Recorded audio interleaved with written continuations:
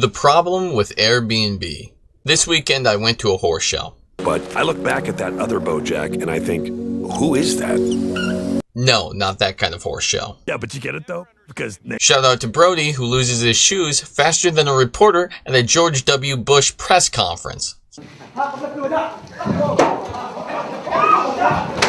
It fooled me, we can't get fooled again. And since I was traveling, I had to find lodging.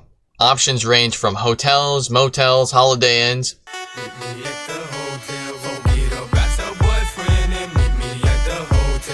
all the way to sleeping in your car, or the worst case scenario, booking an Airbnb. Now, the concept of Airbnb and similar services like Vrbo is awesome. Someone's not using their house, they can make a little extra money off of it by renting it out for a few days.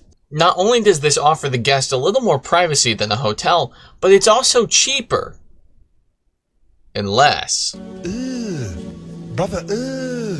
you're traveling with a large group, short stays are cheaper in a hotel room. As well, the hotel includes the services of cleaning and other fees in the ticket price. Recent laws have aimed at making Airbnb-type sites less deceptive, but for a long time, several fees were hidden until the end of the checkout process.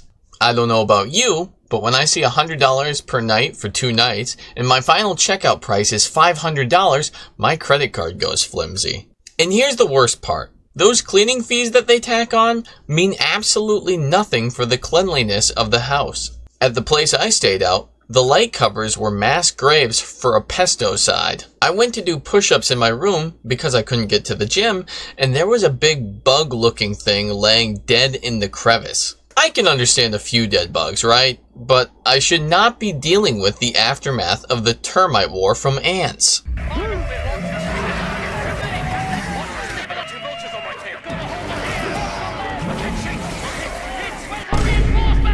It's clear to me that the hosts ran a vacuum over the main carpet and couldn't be bothered to detach the hose. The average Airbnb cleaning fee in 2025 was $161 per stay.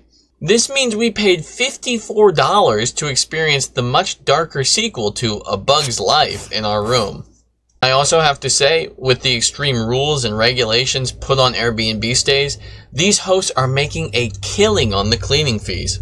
If our hosts spent 5 hours cleaning, which I can guarantee you they did not, they made over $30 per hour just on that.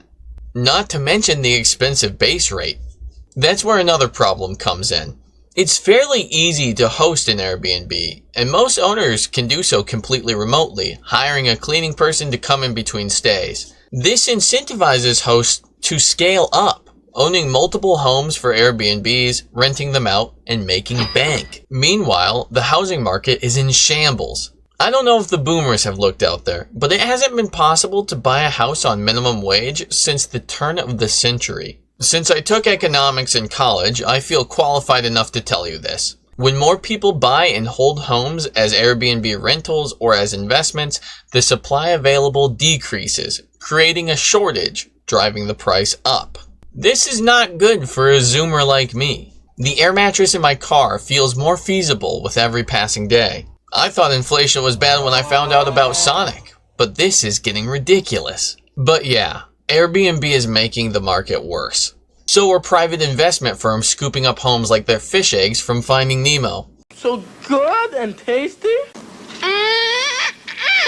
I also believe guests should have a reasonable amount of control when they're paying for the stay. The house we stayed at was really cold and I woke up freezing in the middle of the night. I'm putting on my tinfoil hat for this one. I feel like the thermostat was being controlled remotely because every time we switched it to a higher temp, it would be lowered again a little later on. There are some owners that have strict guidelines for heating and cooling the houses because they don't want a high electric or gas bill.